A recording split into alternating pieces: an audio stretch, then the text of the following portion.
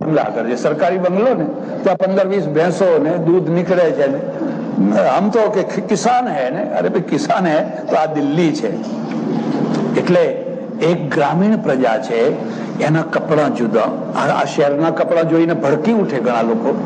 ગામડામાં હજુ પણ અમુક પ્રકારનો જ પોશાક ચાલે છે. આ બધું ના જ સહન, ઉઘાડા માથા ના સહન કરી શકે, એ માથા ઢાંકવા જ પડે. આખી ગ્રામીણતા, એ ગ્રામીણતામાંથી પછી નાગરિકતા, નગરે આવીને વસે. નગરે વસંતી દેવતા.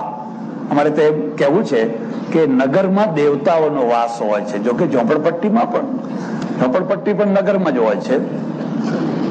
પણ આજે એક બૂમ ઉઠી છે, ગામડા તૂટવા ના જોઈએ, પાછા ગામડામાં જાઓ, પાછા ગામડામાં જાઓ. ખોટી વાત છે. ગામડાની એક લિમિટ છે, એની રોજી આપવાની પણ એક લિમિટ છે. ખેતી છે, જમીન છે, અને ખેતી માટે આટલા જ માણસો રોજી મેળવી શકા, વધારાની પ્રજા ક્યાં જવાની હતી?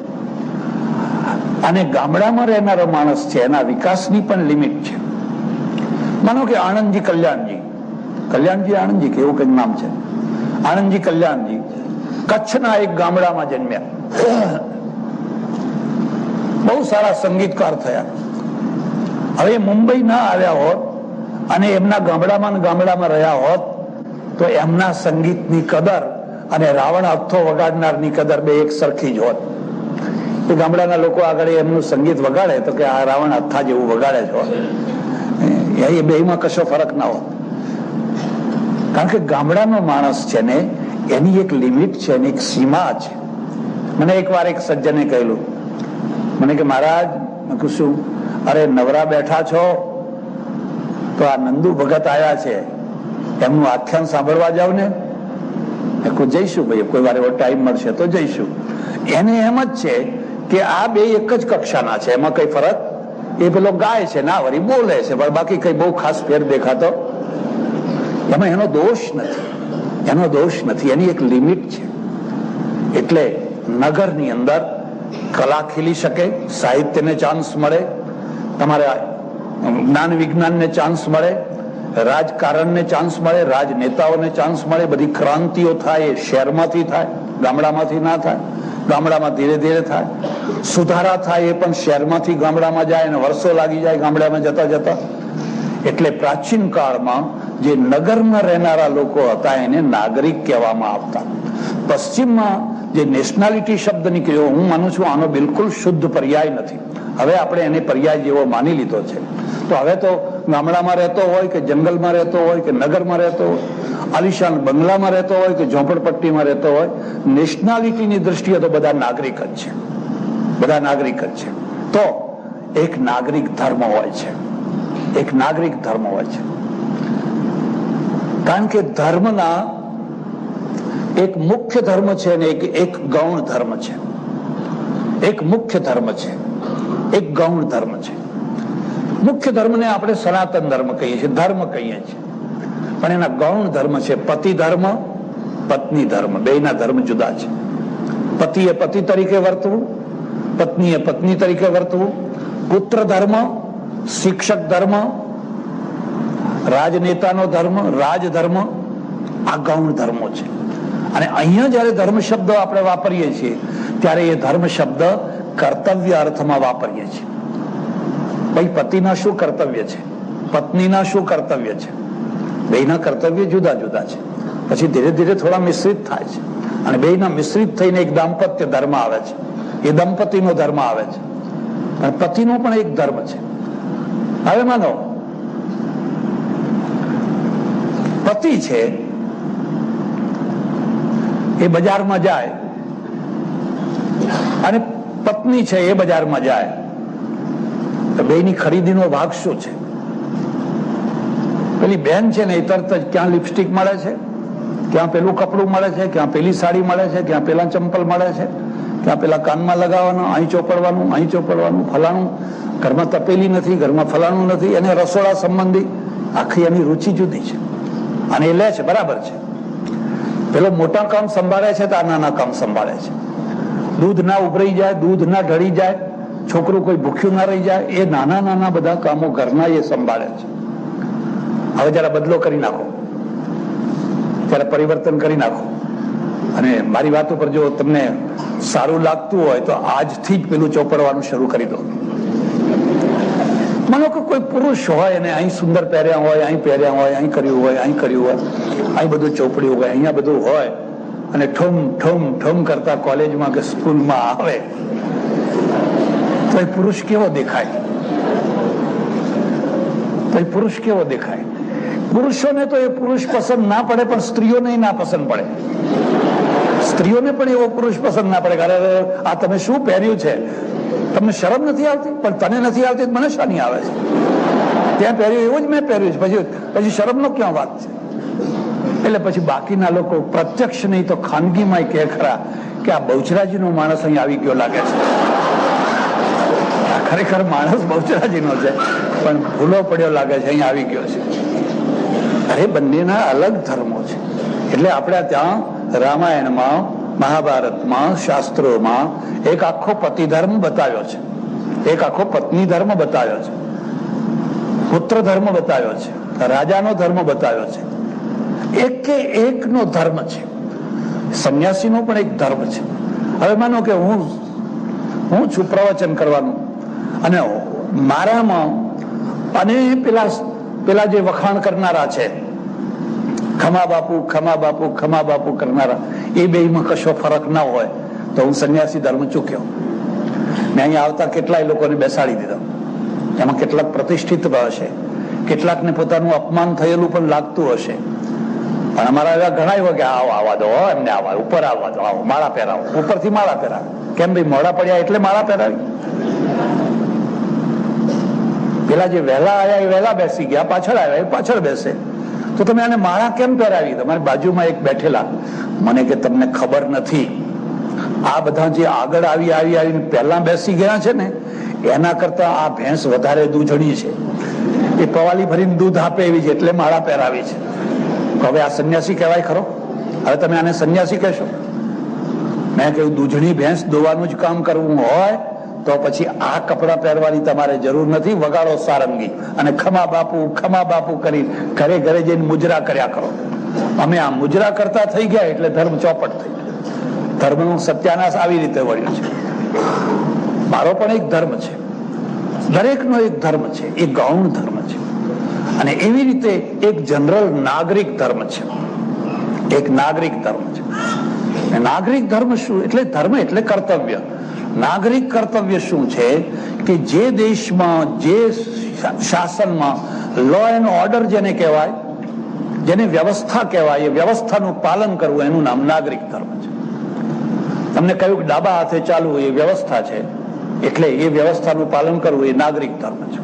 હવે ડાબા હાથની જગ્યાએ તમે જમણા હાથે ચાલો તો તમે નાગરિક ધર્મ ચૂક્યા. ભલે માળા ફેરવતા હોય, ટીલા ટપકા કર્યા હોય, આમ બધા ઉપવાસ કરતા હોય, 11 કરતા હોય, 12 કરતા હોય, એ ભલે ને કરતા હોય, પણ તમે નાગરિક ધર્મ ચૂક્યા.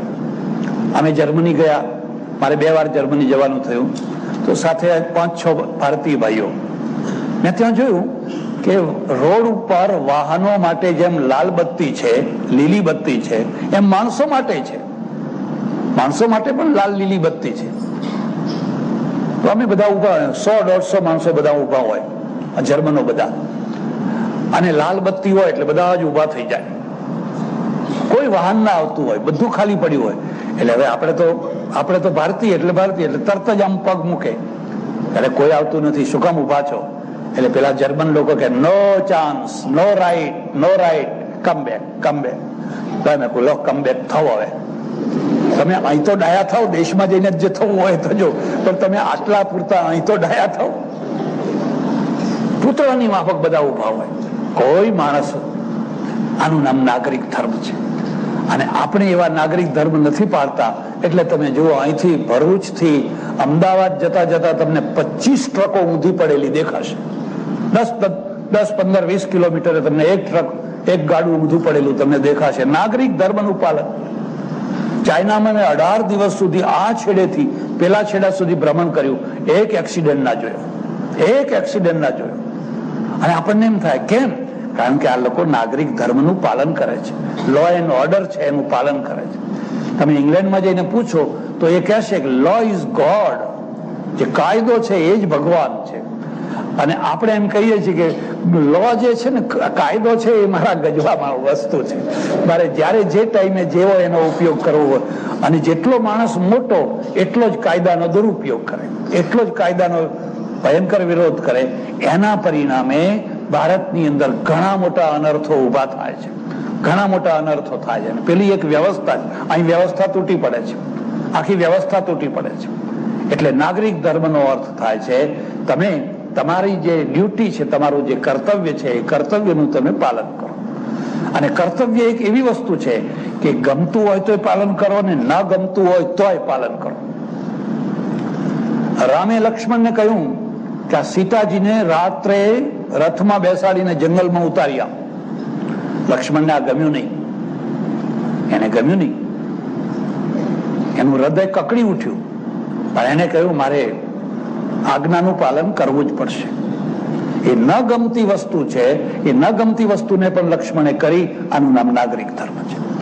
બાકી કોઈક મને નથી ગમતું, અત્યારે જુઓ ને વાત વાતમાં લોકો હડતાલ ઉપર ઉતરી જાય છે. નથી ગમતું એટલે હડતાલ ઉપર, વાત વાતમાં.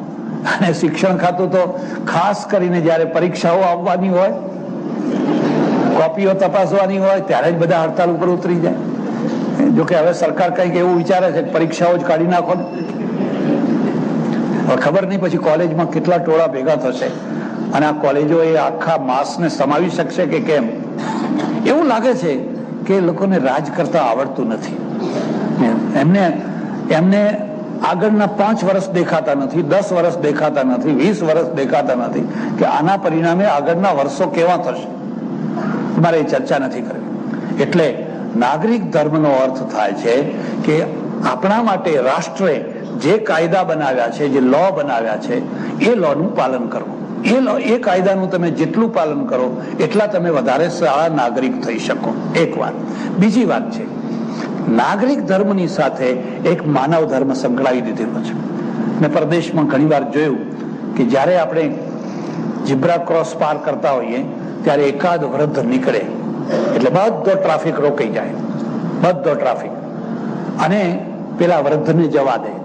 અને પેલો વૃદ્ધ પણ આમ સલામ કરતો કરતો જાય, પાછો એમ ના જાય, આમ સલામ કરતો, તમારો આભાર, તમારો આભાર, તમારો આભાર, એમ કરતો કરતો જાય. આપણા મનમાં એક એમ લાગણી થાય કે આ લોકો વૃદ્ધો પ્રત્યે કેટલી બધી લાગણી રાખે છે. આપણા ત્યાં ઝીબ્રા ક્રોસ કોઈ પાર જ નથી કરતું, જ્યાં મન થાય ત્યાંથી પાર થઈ જવાય છે. અને જો આગળ કઈ ડિવાઈડર ઉપર કઈ ગ્રીલ બ્રીલ કરી હોય એને તોડીને પાર થવાય છે. તમારે જોવું હોય તો જોજો, કેટલાય એવા તોડી નાખતા હોય છે ને જ્યાં મન ફાવે ત્યાંથી લોકો પાર થતા હોય છે. આને નાગરિક ધર્મ ના કહેવાય. નાગરિક ધર્મની સાથે એક બીજી જે વસ્તુ સંકળાયેલી છે એ છે સભ્યતા.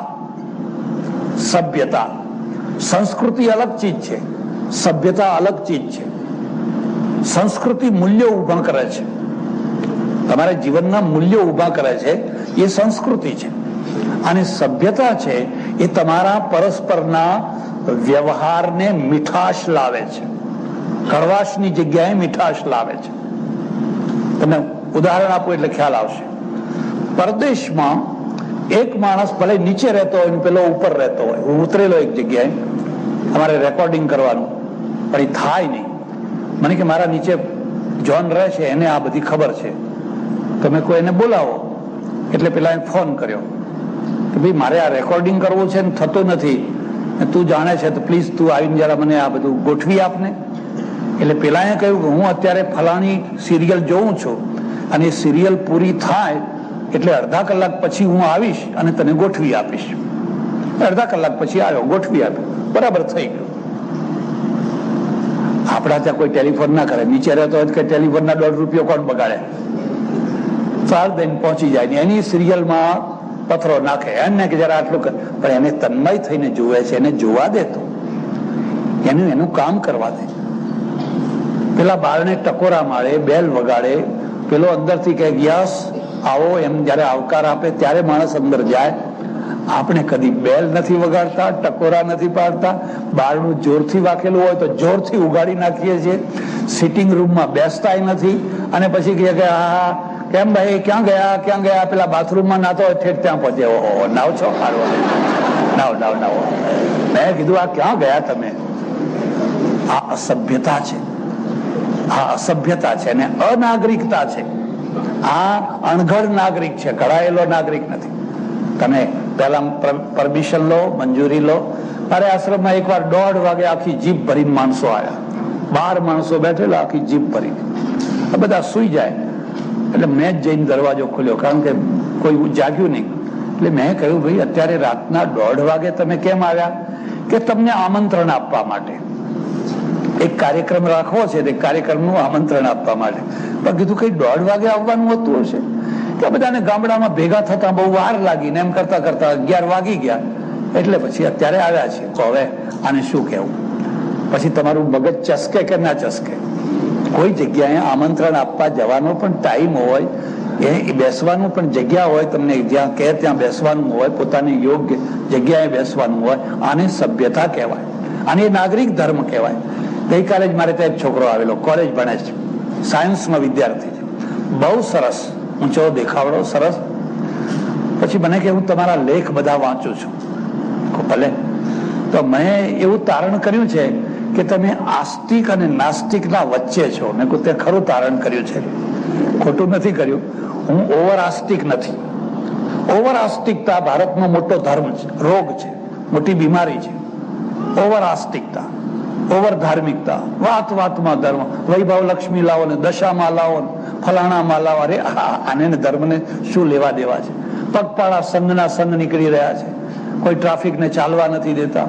હોળીમાં લઈને હે ગુલાલ ને ગુલાલ ઉડાડે ત્યાં, રંગ ઉડાડે ત્યાં સુધી તો ઠીક છે, પણ પછી કાદવ અને એવું કેમિકલ નાખે કે 10 દિવસ સુધી નીકળે જ નહીં.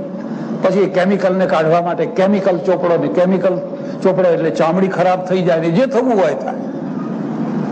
આ કોઈ ધાર્મિકતા નથી, આ ધર્મની મશ્કરી છે, મજાક છે. હું આમાં નથી માનતો. તો હું નાસ્તિક પણ નથી, હું નાસ્તિકતામાં નથી માનતો. હું તો ઘણી વાર કહું, ભલા થજો, નાસ્તિક ના થશો. હું મીડિયમ, મધ્યમમાં છું.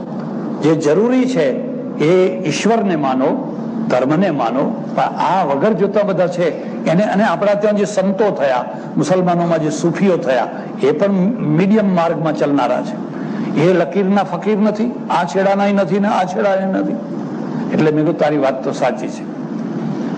પણ મને કે એક વાત મને અહીં બેઠા બેઠા મેં જોયું, મને ના ગમી. મેં કહ્યું શું ના ગમ્યું? કે લોકો આવી આવીને તમને આમ પગે લાગે છે, તો એ મને ના ગમ્યું. મેં કહ્યું કેમ ના ગમ્યું? કે પગે લાગવાની શી જરૂર છે?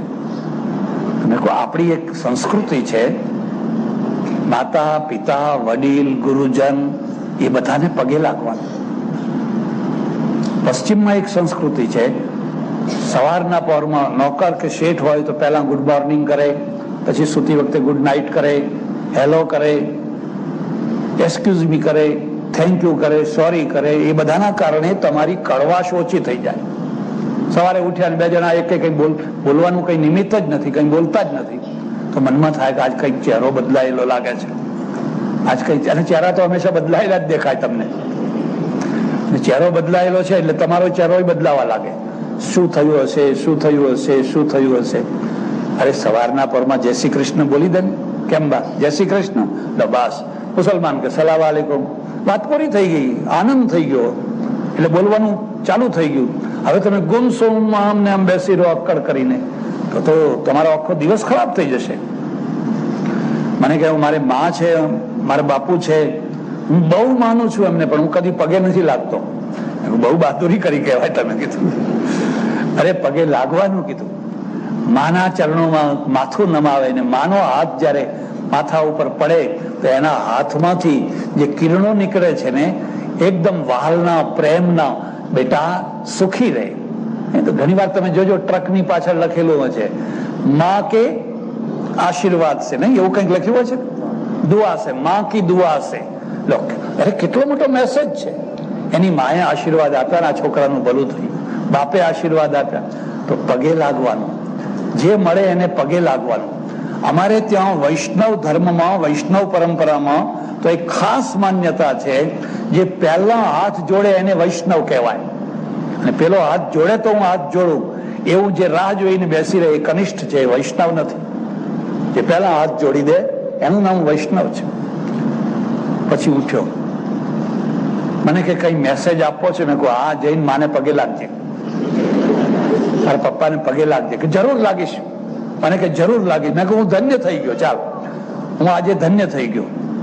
એટલે આ સભ્યતા છે, એક સંસ્કૃતિ હોય છે, એક સભ્યતા હોય છે.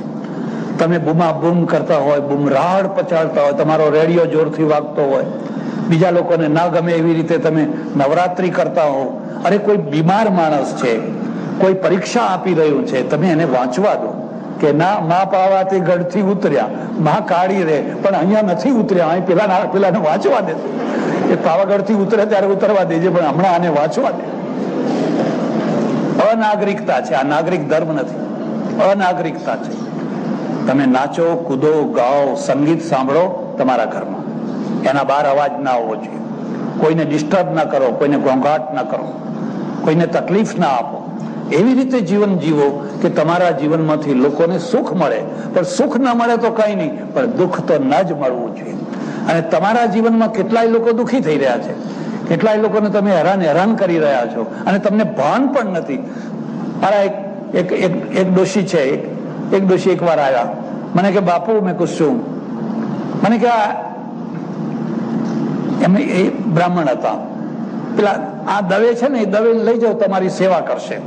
85 વર્ષના હો, દવે 85 વર્ષના, ચોથી પેઢી જોયેલી. ઓહો, મેં કહું આ દવે 85 વર્ષના દવેને તું સેવા કરવા આપે છે, તો ખરેખર જો મારી સેવા કરવાની તને ઈચ્છા હોય તો આ તારો જે ત્રીજી પેઢીનો પેલો 22 વર્ષનો છોકરો છે ને, એને આપને, તો એને લઈ જવું, એ સેવાય કરે. આ 85 વર્ષના તો મારે જ સેવા કરવી પડશે. ના હો કે 22 વર્ષનો ના આપ. તો કીધું આ 85 વર્ષના કેમ આપે છે?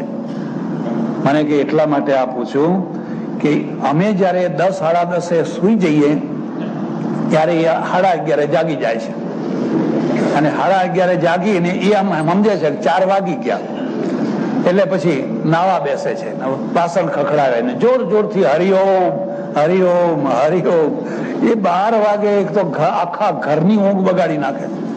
પેલો છોકરો ઉઠીને કહે છે, બાપુ 4 નથી વાગ્યા, હજુ 12 વાગ્યા છે. વળી પાછા જેમ તેમ કરીને ઉગાડીએ છીએ.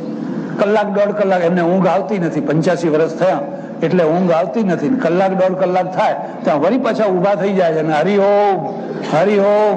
નરસિંહ મહેતાના પ્રભાતિયા ગાવા માંગે, જાગને જાદવા કૃષ્ણ. અરે જાદવાને ઊંઘવા દે, હમણાં અત્યારે જગાડવો નથી, તું એને ઊંઘવા દે. આખા ઘર ત્રાસી ગયા છે. તો મેં કહ્યું તમારા ઘરની ઊંઘ બગાડી, હવે મારા આશ્રમની ઊંઘ બગાડવી છે, એટલે તમે મને આપો છો. આ વ્રતની અંદર નાગરિકતા નથી, એના અંદર નાગરિક ધર્મ નથી. તમને ઊંઘ ના આવે તો કઈ વાંધો નહીં, પણ જે ઊંઘતા હોય એને તો ઊંઘવા દો. અને હરિઓમ હરિઓમ બોલવું હોય તો એવું બોલો કે જેથી કોઈની ઊંઘ ના બગડે. એટલા જોર જોરથી ઘાંટા પાડવાની જરૂર નથી. એને એટલા જોર, એ તો ભગવાન અંતર્યામી છે, તમે બૂમો નહીં પાડો તો એ સાંભળવાનો છે. એટલે સજ્જનો, નાગરિક ધર્મનો અર્થ થાય છે પ્રત્યેક નાગરિકને બીજા નાગરિકની સુખ સુવિધાઓમાં અડચણરૂપ ના થાય એવા જે કર્તવ્યો છે એ કર્તવ્યો બજાવવા, એનું નામ નાગરિક ધર્મ છે. અને એ નાગરિક ધર્મનો જેટલો પ્રચાર થાય, ક્યાં થૂંકવું, ક્યાં લીંટ કાઢવું, ક્યાં કુદરતની હાજતે જવું, આ બધા નાગરિક ધર્મનો અંશ છે. જેના કારણે કોઈને શરમ ના આવે, કોઈનું માથું ના ઝૂકી જાય, કોઈને કઈ તકલીફ ના થાય. એ બધા નાગરિક ધર્મના પાર્ટ છે. એવો જ પાર્ટ એક સ્કૂલનો પણ છે કે સ્કૂલની અંદર પણ આ બાળકો, પરદેશમાં તો આખું એક કાર્ટૂન ચાલતું હોય છે, અને કાર્ટૂન બહુ સરસ, કદાચ અહીંયા પણ હવે ચલાવતા હોય તો મને ખબર નહીં, પણ એક કાર્ટૂન હોય છે છોકરાઓ માટે, અને એમાં 2 પક્ષીઓ હોય છે. 2 પક્ષીઓના દ્વારા એ નાગરિક ધર્મ શીખવાડતા હોય છે કે એક પક્ષી, મોટું પક્ષી નાના પક્ષીને લઈ અને ઇંગ્લિશ બોલે અને જઈને દરવાજે ઉભા રહે કે હવે આપણે કેવી રીતે ઘરમાં જશું. એટલે પેલો તરત જ બારણું, નહીં નહીં નહીં નહીં, નો, એ રોંગ છે, ટકોરા માર. એટલે પેલા ટકોરા મારવાના, પછી પેલાને બારણું ઉગાડે એટલે પૂછે, હું અંદર આવી શકું છું? એટલે પેલો કે યસ, એટલે આપણે અંદર જવાનું. પછી જઈને 2 ઉભા રહે, પછી પૂછે આ સીટ ઉપર હું બેસી શકું છું? તો કે યસ.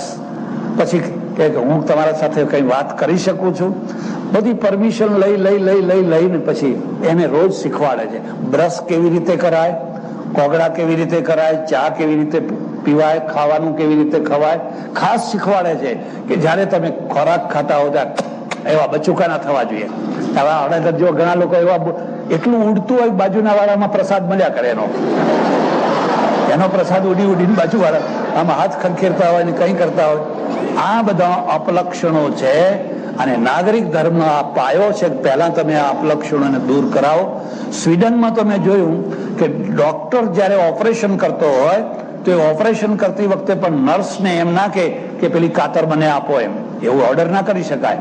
એ ધીરે ધીરે કહો, પેલી કાતર તમે મને આપી શકશો, પેલી કાતર તમે મને આપી શકશો, એટલે પેલી એની કાતર આપે.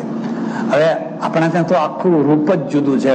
હોટલના છોકરાને બોલાવવાના થાય, જગલા ક્યાં મરી ગયો, જગલો કે નથી મરી ગયો, હું તો ભગલો છું.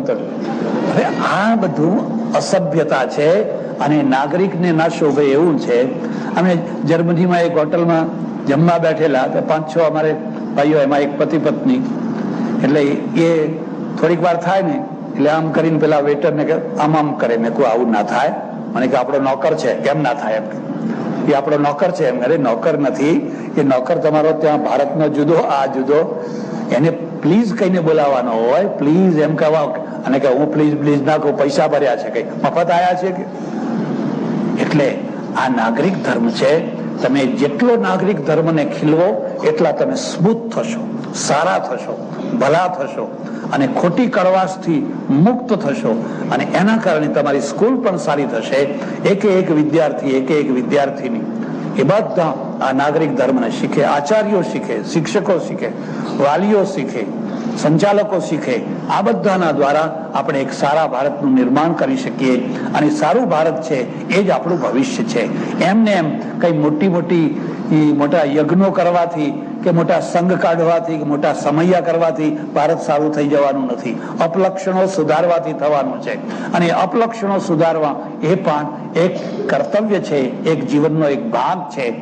એમિટી સ્કૂલ અને ભરૂચના દૂરના ભાગોળના એક ખૂણામાં એની સ્થાપના થઈ. જ્યારે જંગલ જેવું હતું, માણસો નતા રહેતા, ત્યારે જે લોકોએ સાહસ કરીને, હિંમત કરીને એક નવું શૈક્ષણિક રૂપ આપવા માટે ત્યાં કર્યો, ત્યારે કોઈને કલ્પના પણ નહીં હોય કે ભવિષ્યમાં આ સ્કૂલ આટલો વિકાસ કરી શકશે.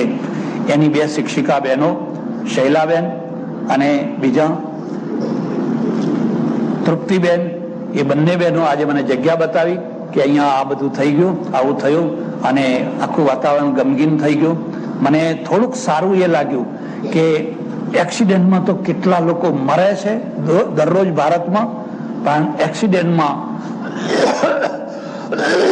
પ્રાણ આપનાર આ 2 બહેનોને એમિટી સ્કૂલ ભૂલી નથી શકી. એના સંચાલકો, એના આચાર્યો, એના વિદ્યાર્થીઓ એને ભૂલી નથી શક્યા. એને શ્રદ્ધાંજલિ અર્પિત કરે છે. આ એક મોટામાં મોટી વસ્તુ છે. અને આવા એક્સિડન્ટ ફરીને ન થાય એટલા માટે પણ નાગરિક ધર્મ જરૂરી છે કે આપણે એક નાના રોડ ઉપરથી મોટા રોડ ઉપર જવું હોય તો પહેલા સ્ટોપ થવું જોઈએ. તમે પ્રદેશમાં જાઓ ત્યાં લખ્યું હોય સ્ટોપ, અથવા લખ્યું હોય ગીવ વે, એટલે જે જતું વાહન હોય એને પહેલા જવા દો, પછી તમારો ચાન્સ છે. અહીંયા સ્ટોપમાં કોઈ સમજતા નથી, ગીવ વેમાં કોઈ સમજતા નથી. જે પેસી ગયો એ પેસી ગયો. અને એમ પેસી જવાના કારણે નાગરિક ધર્મ ચૂકી જવાય છે ને એમાંથી ઘણા મોટા એક્સિડન્ટ થાય છે. કેટલીક વાર પેલાનો દોષ હોય છે, કેટલીક વાર આ પક્ષનો દોષ હોય છે. જે પક્ષનો દોષ હોય તે પણ 2 મૂલ્યવાન આત્મા આપણે ગુમાવ્યા અને એવા ફરીને ગુમાવાના ના થાય એટલે એની પણ એક વ્યવસ્થિત ટ્રેનિંગ આપે. કારણ કે આ પણ નાગરિક ધર્મનો એક અંશ છે, એક અંગ છે.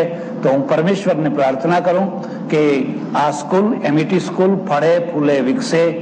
અને જ્યારે આજે શૈક્ષણિક જગતમાં પણ કોમર્શિયલ બેજની હોળી પ્રગટી છે ને દાવાનો પ્રગટ્યો છે, આખું રૂપ થઈ ગયું છે, ત્યારે પણ આ સ્કૂલ પોતાના આદર્શો અને પોતાના મૂલ્યો લઈ અને ઊભી છે. એ વધારે મક્કમતાથી ઊભી રહે અને વધારે ને વધારે ભરૂચને શૈક્ષણિક બનાવવામાં પોતાનો ફાળો આપે એવી પરમેશ્વરને પ્રાર્થના. આભાર, ધન્યવાદ, હરિઓમ.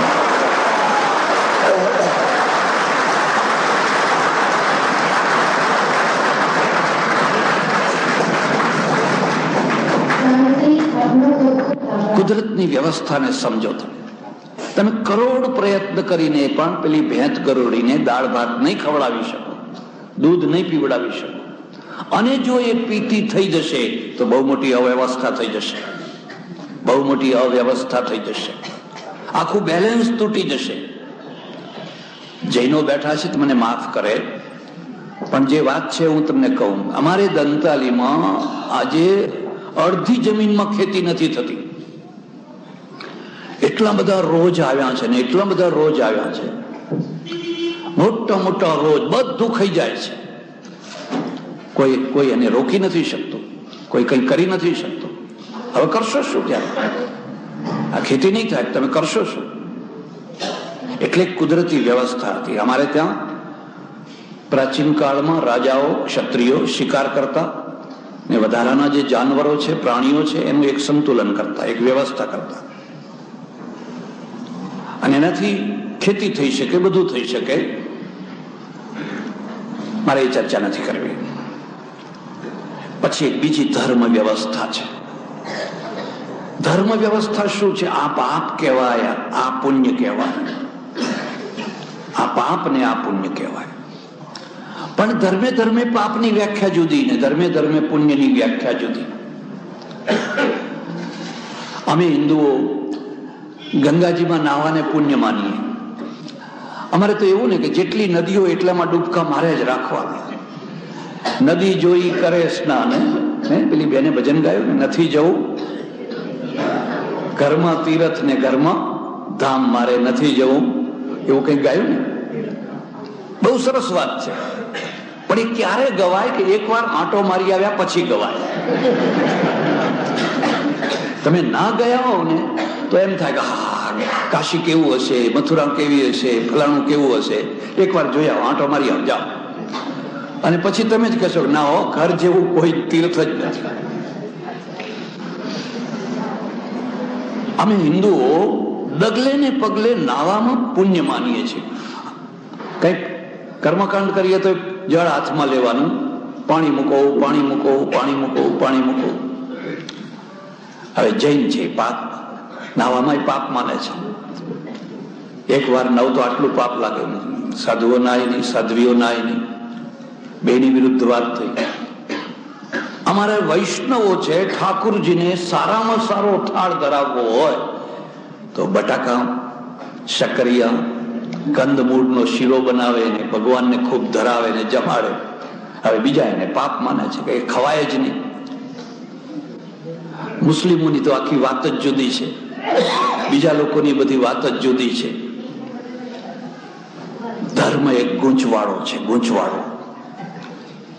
જો તમે વ્યાપક નોલેજ રાખીને બધું ચારે તરફથી વાંચવા માંડો તો ગૂંચવાઈ જાઓ. હા, ના વાંચો ને જે ઘરેડમાં હોય એ ઘરેડમાં ફર્યા કરો તો કઈ વાંધો ના આવે. પણ ઘાંચીના બળદમાં એમાં કશો ફરક નહીં, એ ત્યાંનો ત્યાં જ ફર્યા કરતો હોય. એટલે અમારે ત્યાં એક બહુ સરસ વ્યાખ્યા કરી, બહુ સુંદર વ્યાખ્યા કરી. અષ્ટાદશ પુરાણેષુ વ્યાસસ્ય વચનદ્વયમ પરોપકારાય પુણ્યાય પાપાય પરપીડનમ. એ ભાઈ 18 પુરાણોમાં જો સારનો સાર, તત્વમાં તત્વ કઈ ગ્રહણ કરવો હોય તો વ્યાસજીના 2 વચનો છે. કોઈનું ભલું કર, પરોપકારાય પુણ્યાય, એનું નામ પુણ્ય છે. પાપાય પરપીડનમ, અને કોઈને પીડા આપો તો એનું નામ પાપ છે. જોકે આમાં વ્યાખ્યાની જરૂર છે, પણ આખો મુદ્દો એક જ છે. એક જ મુદ્દો છે કે તમે જે પુણ્ય ને પાપ માનો છો એને તમે રિફાઇન કરતા કરતા કરતા એને માનવતાની કક્ષાએ લઈ આવો. મુસલમાનો એને સુફીઝમ કહે છે, અમે એને સંત માર્ગ કહીએ છીએ. એક હ્યુમેનિટી, એક માનવતાની કક્ષાએ લઈ આવો. અને એ કક્ષા શું છે? અમારે એક બુલ્લે શાહ ફકીર થયા પંજાબમાં. ગજબનો માણસ થયો, ગજબનો. એને કાફીઓ લખી છે, અને કાફીઓમાં એને એક જગ્યાએ લખ્યું છે, તેરા જી ચાહે તો મંદિર કો તોડ દે और तेरा जी चाहे तो मस्जिद को तोड़ दे, लेकिन किसी के दिल को मत तोड़. ઘણા લોકો છે ને તોડવા માટે જ જન્મ્યા હોય, ઘણા લોકો જોડવા માટે જન્મ્યા હોય. કાતરનું કામ છે ટુકડા કરવાનું. એને જિંદગીમાં હજારો ટુકડા કર્યા, સારામાં સારા તાકાના ટુકડે ટુકડા કરી નાખ્યા. અને 100 નું કામ છે જોડવાનું. એ ટુકડાને જોઈને નિરાશ નથી થતી, હતાશ નથી થતી. એ કહે છે કઈ વાંધો નહીં, ત્યાં ભલે ટુકડા કર્યા પણ હું એને એવા જ જોડીશ ને કે એમાંથી સરસ મજાનો શૂટ થશે, શર્ટ થશે, પેન્ટ થશે, ફલાણું થશે, ફલાણું થશે. જરા વિચાર કરો કે તમારી પાસે સારામાં સારો તાકો હોય અને કાતર હોય પણ 100 ના હોય તો જીવન માત્ર ટુકડાનું નામ જીવન નથી. ઘણા લોકો આવા. પેલો કહે છે તું જો તોડવા માટે જન્મ્યો હોય તો એક મંદિર તોડી નાખ, એક મસ્જિદ તોડી નાખ. કારણ કે એને તો બનાવનારા ઘણા લોકો છે, એની સિમેન્ટ છે, એની ઈંટો છે, એના દાતાઓ છે. લેકિન કિસી કે દિલ કો મત તોડ, કોઈના હૃદયને ન તોડ. દિલ હી ખુદા કા ઘર હૈ. આ જે હૃદય છે ને એ જ ભગવાનનું મંદિર છે. જો કોઈનું હૃદય તૂટ્યું તો એને જોડનારી સિમેન્ટ આજ સુધી કોઈ ફેક્ટરી વાળાએ બનાવી નથી. એને ચણનારી ઈંટો કોઈ કડિયાએ કોઈ જોડી નથી શકતો. બસ તું આટલું કર, બસ પછી તારે મંદિર જવું હોય તો જા, ના જવું હોય તો ના જા, નાવું હોય તો ના, ના નાવું હોય તો ના, 11 કર, રોજા કર, ના કર. અરે એ તો બધી ઉપરની વાતો છે.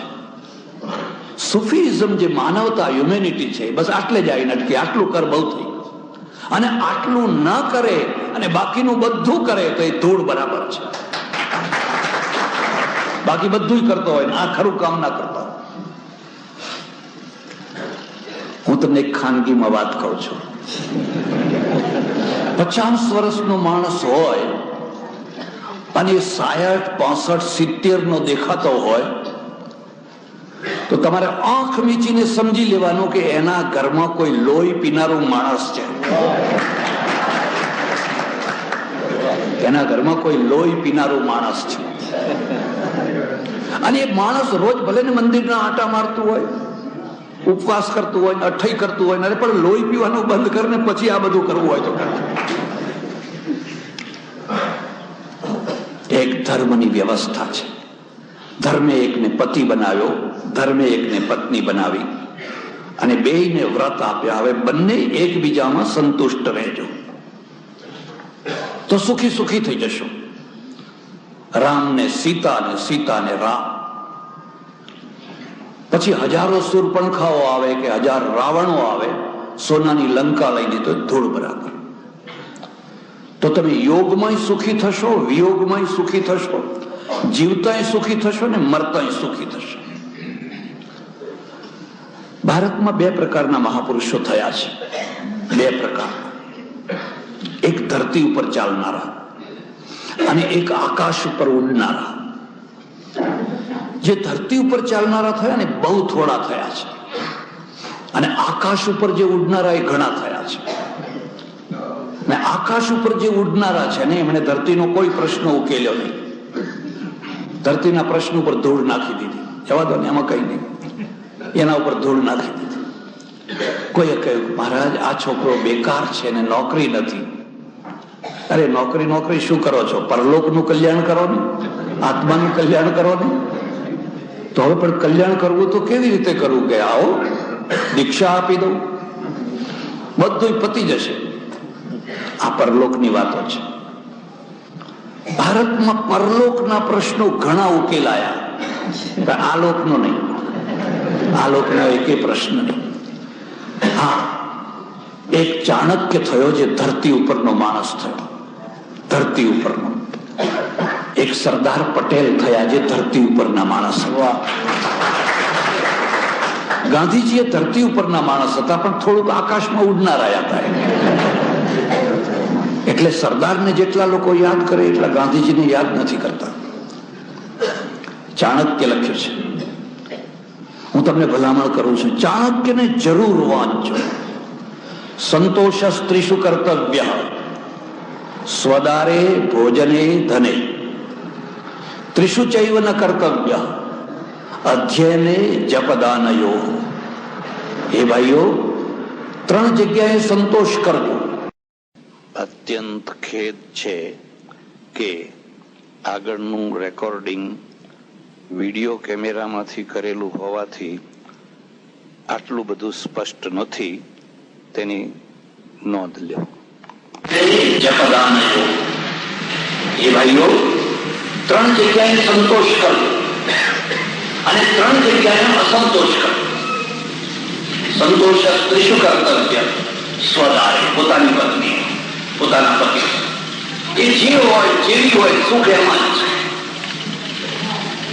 બાજુના ખેતરમાં બહુ સરસ ઘાસ ઉગ્યું છે, લીલું છમ છે, પણ એ ખેતરનું મોઢું ભરવા ના જવાય. અને જો એ ખેતરમાં મોઢું ભરવા જશે તો એ હરાડું ઢોલ કહેવાશે. અને હરાડા ઢોલના ગળામાં નવલખો હાર ના હોય, ડેરો હોય, ડેરો જોઈ પેલા પગે આમ વાગ્યા.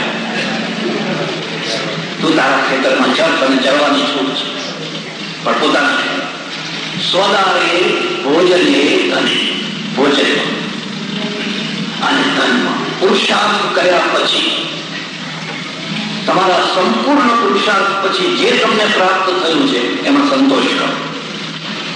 પુરુષાર્થ કર્યા પહેલા નહીં તો એ તૃષ્ટિ થાય, એને સંતોષ ના કહેવાય, એને તૃષ્ટિ કહેવાય. એ દોષ છે. પછી એમ સંતોષ, ઓ મારા પ્રભુ કેટલું તે મને આપ્યું. અને તમે જોશો 25, 30, 40, 50 વર્ષ પહેલાનું જીવન જોશો તો આજે તો ભગવાન તમને ઘણું આપ્યું છે. એવા ઘણા માણસો હોય છે કે ઉપાડી ન શકે એટલું આપ્યું છે. એનાથી ઉપડતું નથી, પણ હજુ કહે છે થોડોક ભાર વધવા દો, થોડોક ભાર. અરે ઘટી જઈશ, મરી જઈશ, બહુ ભાર વધી ગયો છે. કઈ વાંધો નહીં, આવો હોલ બાંધો, આવો આશ્રમ બાંધો, આવું દીકરાનું ઘર બાંધો. તમે જુઓ તો ખરા કેટલો આનંદ આવે છે. આ ફૂલોની માળા છે ને વજન નથી કરતી. કરતી વખત લોકો પહેરે જ નહીં. ફૂલોની માળાઓ 50 પહેરાવી હોય તો આનંદ આવે, કારણ કે એ માળા છે. એવી રીતે પૈસો છે, એ પૈસો જયારે તમે સારા કામમાં વાપરો છો એ ધર્મ છે. ધર્મે કહ્યું આ તું બાવડા વાળો મજબૂત માણસ છે, પેલો દુર્બળ માણસ છે, એની મદદ કર.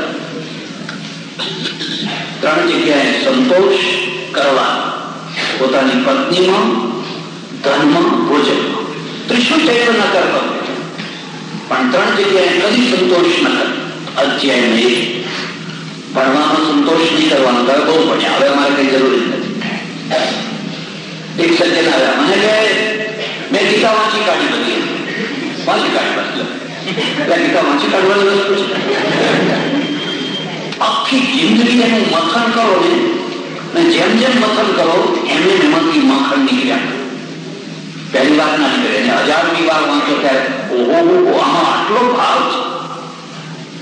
અધ્યયને જપદાનયો, ઈશ્વરનું સ્મરણ કરવામાં સંતોષ ન કરો. બહુ જપ કર્યા, હવે નથી કરવા. જેટલા બને એટલા કરો. જે તમારો ઈષ્ટદેવ હોય, કદી ઈષ્ટદેવને બદલો નહીં. હિન્દુ પ્રજા ધર્મની બાબતમાં અત્યંત અસ્થિર પ્રજા છે. અમારા ઘણા ઓળખીતા એવા હોય 6 મહિને ધર્મ બદલે, 6 મહિને ઈષ્ટદેવ બદલાય. પણ હવે આ નથી અહીંના રહેવાના કે નથી અહીંના રહેવાના. હું શ્રીગામમાં રહું, પાકિસ્તાનની બોર્ડર ઉપર થોડા દુષ્કાળનું કામ કરીએ, થોડા જૈનો ન ખાય. એમાં એક ઓળખીતા રોજ આવે, બધા બેસે.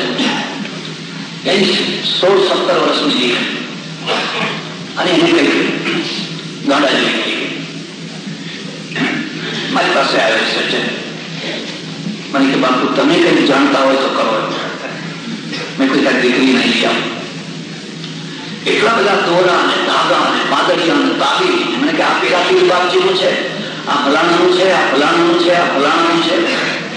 15-20 દોરા ધાગા બાંધેલા ગળામાં હાથમાં. છોકરી શું કઈ કાંઠા જેવી થઈ ગઈ. એને કોઈ એક કામ કર, ઘેર જઈને ચક્કુ લઈ આવ. મને કે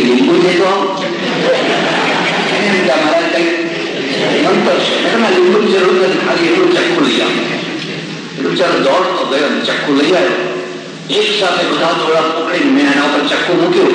અરે જોજો, આ પીર બાપજી તો નિકંદન કાઢી નાખે એવા છે, મારું કાશે કાઢ. બધા કાપીને જમીન ઉપર નાખીને એના ઉપર મેં ચંપલ વાળો પગ છૂંદી નાખ્યો. શું થશે તમારું? મેં કહ્યું, મૂર્ખ, નૌકાર મંત્રથી કોઈ મહાન મંત્ર નથી. તારા ઘરમાં રત્ન પડ્યું છે, તું આ બધી દર્શાવો રખડતો થઈ ગયો છે. ઓમ નમો હરિહંતાન. એને પછી સાયકોલોજી કરે, આ પ્યાલો નાખવાનો, પાણી અડધો પ્યાલો કરવાનો, અને ત્યારે 11 માળાઓ નૌકાર મંત્રની કરી અને આ પાણી છોકરી પીવડાઈ ગયો.